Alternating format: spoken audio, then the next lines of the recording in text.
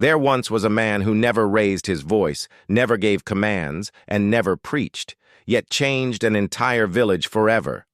This is not just a story. It is a whisper to your soul, a call to return to stillness, to listen beyond words, and to rediscover the divine presence already within you. Watch closely. Breathe deeply. Let silence speak.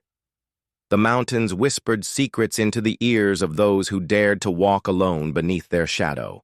The rivers flowed, not just with water, but with ancient stories etched into their currents. The wind carried lessons no one could hear with the ear, only with the heart.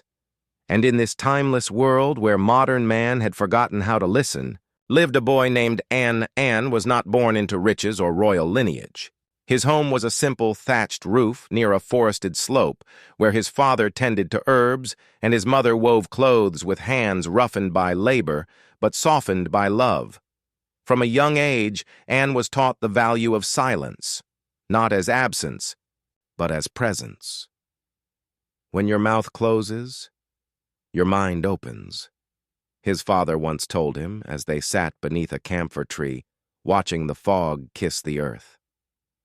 And didn't understand it fully then. But he would. Each morning, as the first shaft of sunlight sliced through the bamboo forest, An would fetch water from the stream and greet the old monk who sat on a moss-covered rock nearby. The monk never asked him questions, never gave him answers, just nodded, smiled, and offered a piece of fruit from his wooden bowl. One day, An finally asked, "Why do you always sit here, doing nothing?" The monk smiled. Doing nothing is the hardest thing to do, but only when the mind stops. Running can the truth catch up. An didn't understand that either. But he remembered. Years passed. His father passed away during a stormy night when lightning split the heavens and fear tore through the village. His mother's hair turned gray overnight and grew quiet, not out of sadness, but out of something deeper. A realization that the world was not simply what it appeared to be. He took over the small herb garden, listening to the way roots responded to the soil and how certain leaves curled away when clouds gathered.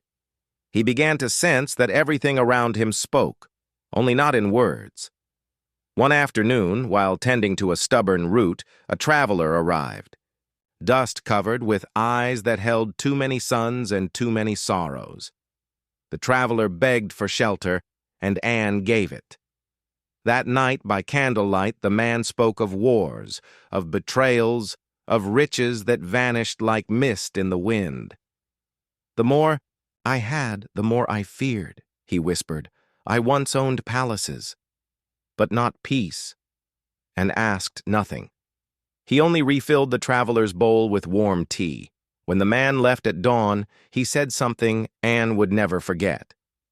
"The wisest people I've met never claimed to be wise. They listened more than they spoke and seemed to own nothing but still lacked nothing." That same week, An walked deep into the forest and sat where the monk once sat, though the monk had long disappeared. Perhaps he had returned to the wind. An sat there for hours, then days.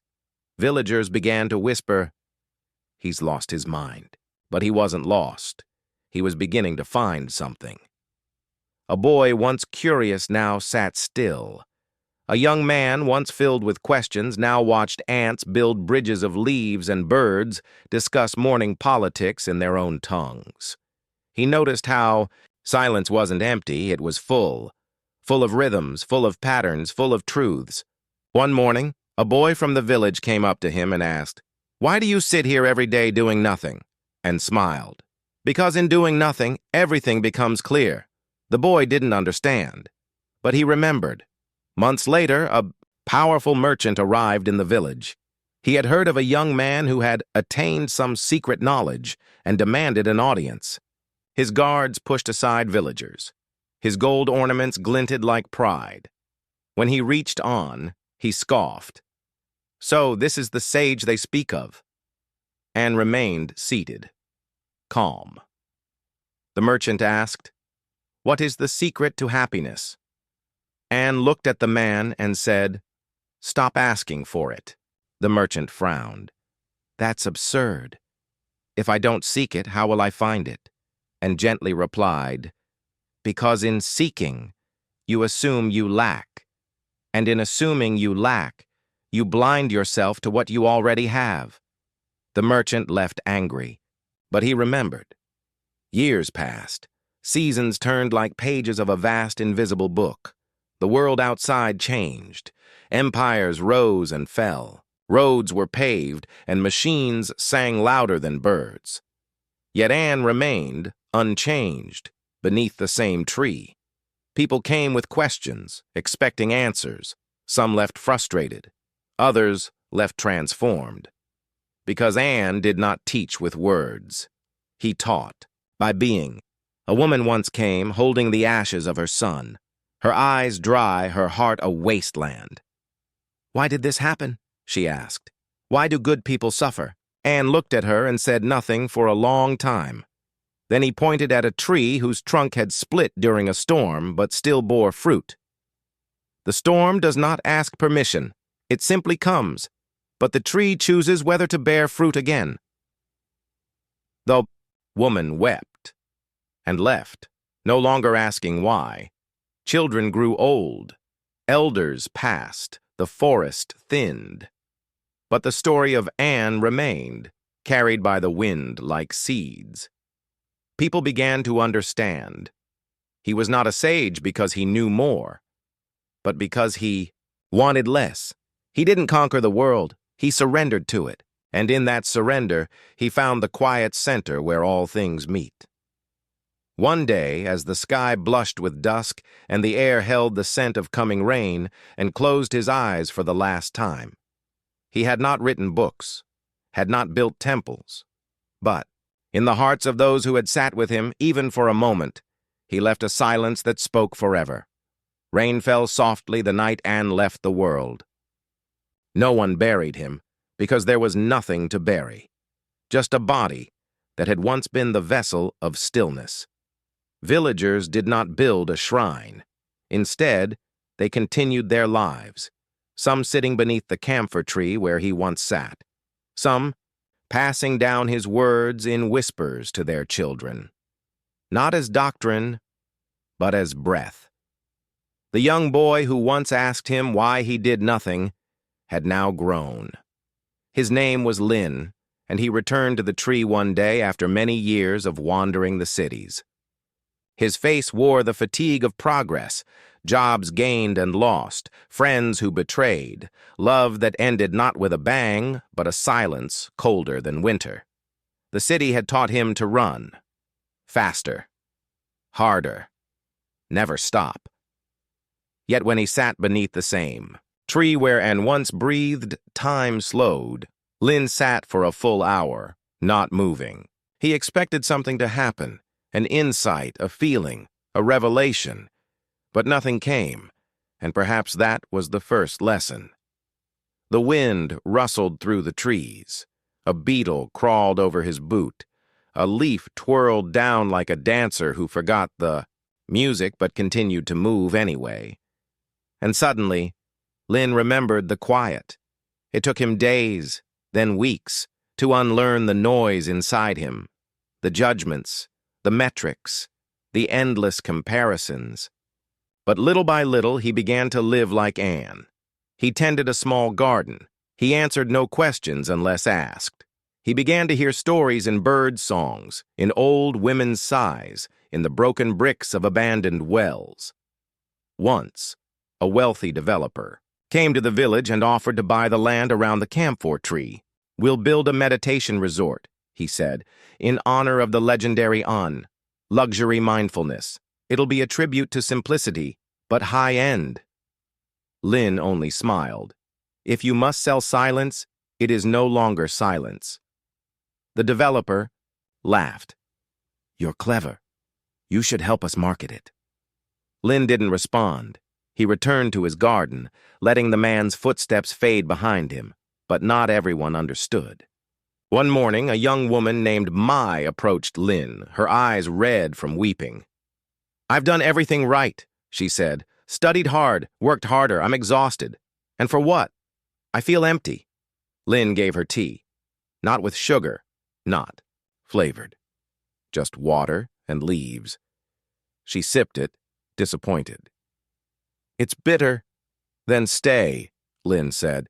Drink it until it's not. She didn't understand. But she stayed.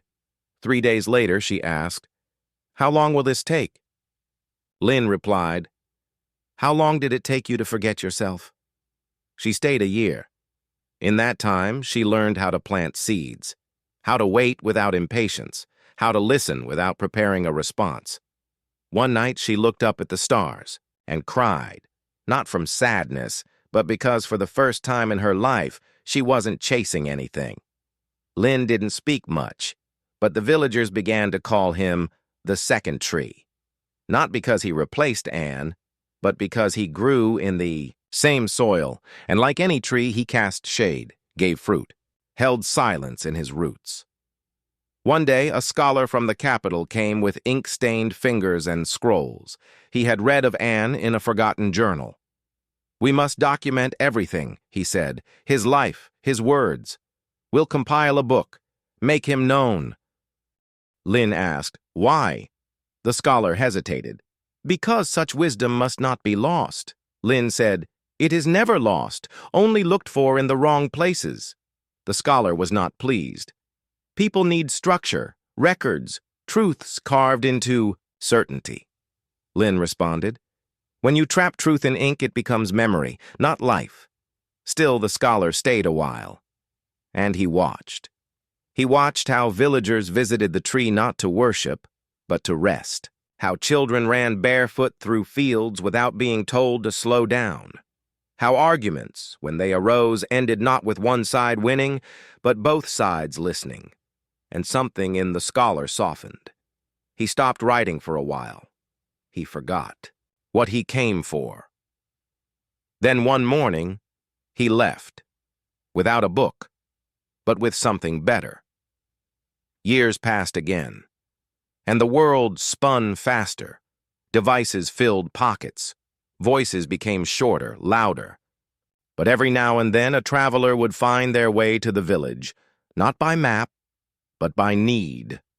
They would sit under the camphor tree, as Anne once had, as Lin still did, and something would shift. An old soldier once came, his hands trembling, haunted by things he had done, and things he had failed to do. He sat beside Lin and asked, Is it too late for me? Lin looked at the man's hands. The tree does not care when you arrive, it gives shade anyway. The soldier wept like a child, then slept for the first time in years, and so it continued, without temples, without scriptures, just a place, a tree, a way of being.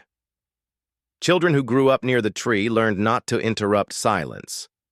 They didn't understand why, but they knew that something sacred hovered there, not like a god demanding worship, but like a breath too deep to name.